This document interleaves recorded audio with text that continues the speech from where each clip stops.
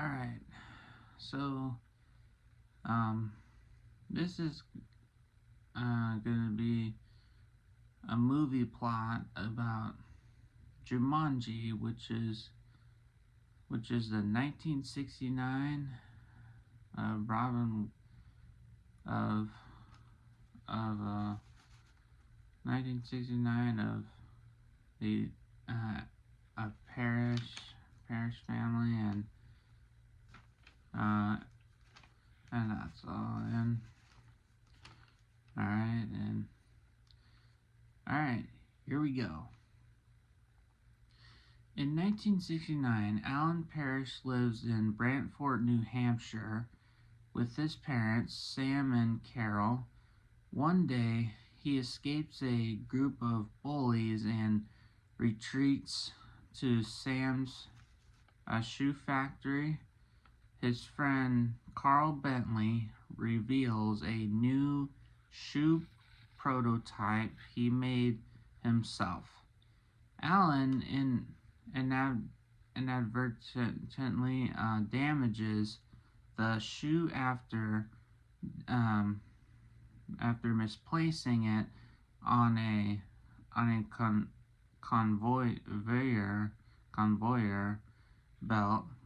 conveyor belt, but Carl takes responsibility and is dismissed. After the bullies accost Alan and steal his bike, he follows the sound of treble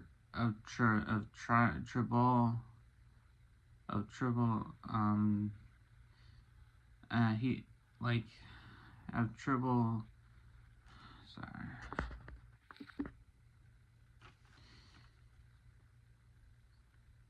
after the bullies accost Alan and steal his bicycle, he follows the sound of treble drum beats to a construction site.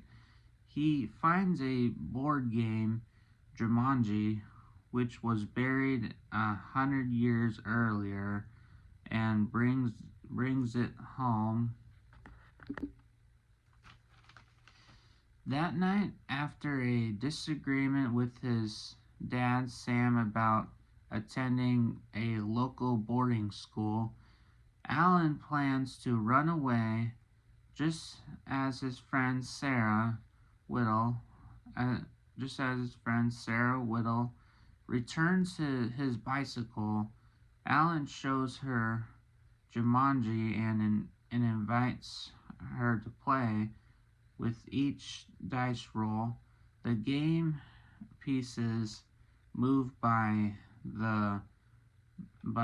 themselves, and a cryptic message describing the roll's outcome appears in the crystal ball at the center of the board. After Alan inadvertently rolls, a message tells him to wait in the jungle until someone rolls a 5 or an 8. And he is sucked into the game. Shortly after, a colony of bats pursues Sarah out of the mansion. 26 years later, Judy and Peter shepherd into the now vacant parish mansion with their Aunt Nora after their parents died in an accident the previous winter on a ski trip in Canada. Judy and Peter begin playing Jumanji after discovering it in the attic. Their rolls summon giant mosquitoes and a troop of monkeys. The game rules state that everything will be restored when the game ends. So they continue playing. Peter rolls a 5, releasing a lion and an adult Alan, who is Robin Williams. While making his way out, Alan encounters Carl, now working as a police officer at the abandoned shoe factory. Alan, Judy, and Peter discovered that Sam abandoned the shoemaking business to search for his son after his disappearance until his death in 1991. Eventually, the factory's closure sent Brantford into economic decline. Realizing that they need Sarah to finish the game, the three locate her and persuade her to join them. Although she has been haunted by both Jumanji and Alan's disappearance, Sarah and Alan soon take their next turns, with the latter's releasing a big game hunter named Van Pelt, whom he first met in the game's inner world. Judy Roll summons a stampeding herd of various animals, including several pelicans, of which steals the game. Peter retrieves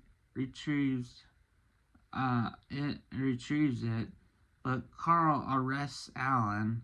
Peter inadvertently cheats by dropping the dice instead of rolling them on his turn, causing the game to move his token back to the start and gradually transform him into the shape of his token, a baboon, like turning into a monkey. As the stampede wreaks havoc in town, Van Pelt steals the game. Peter, Sarah, and Judy follow Van Pelt to a nearby discount store and battle him to reclaim the game, while Alan is released after revealing his identity to Carl. Returning to the mansion, the Cordis release one calamity after another until Alan wins the game, which nullifies everything that happens as a result of a game. Alan and Sarah return to 1969 in time for Alan to reconcile with Sam, which is his father, who assures him that he does not have to attend boarding school. Alan also admits his responsibility for damaging the shoe, and Carl is rehired.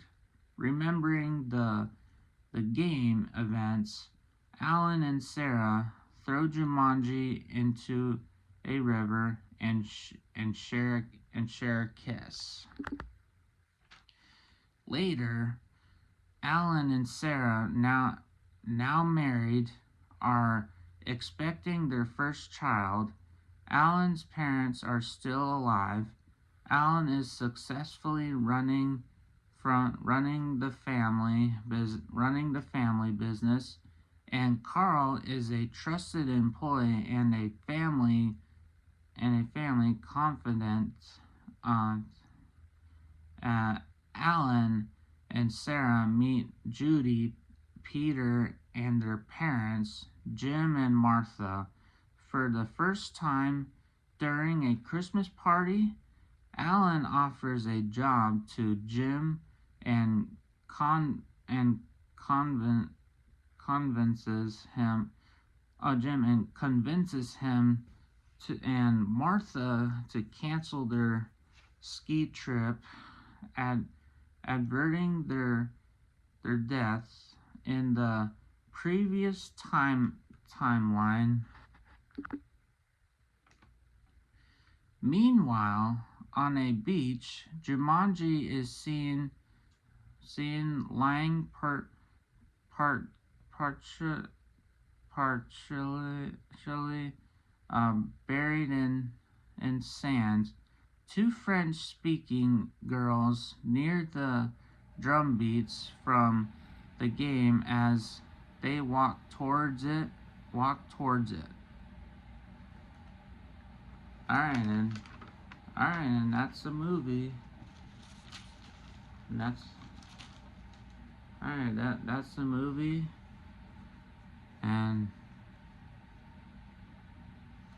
And so I've seen it a bunch of times since I used to watch Jumanji all the time, and like my first time seeing it when I was in 5th grade, like we watched it at school, and then it was scaring me a lot and I didn't like it, and that's all. And then I saw it in Boys and Girls Club summer camp too, and it was scaring me, and that's all. Like, it was getting me scared, and that's all. But anyway, thanks for watching, guys, and